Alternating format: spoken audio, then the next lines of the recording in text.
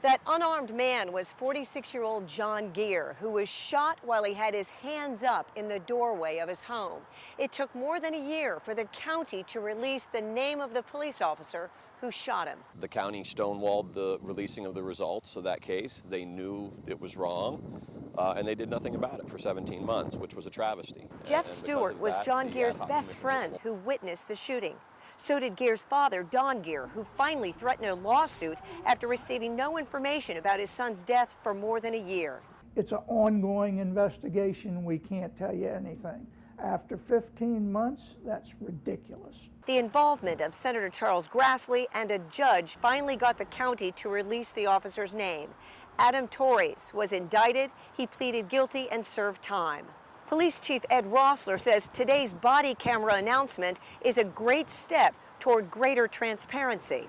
How do you think body cameras might have helped the investigation there? Well, that investigation was thorough. We put over 12,000 pages of it online for transparency. Clearly, I terminated the officer. The officer was indicted. They did have a thorough investigation. It's just nobody was made privy to that information for nearly 17 months. The lack of transparency led to the appointment of an ad hoc committee on police policies.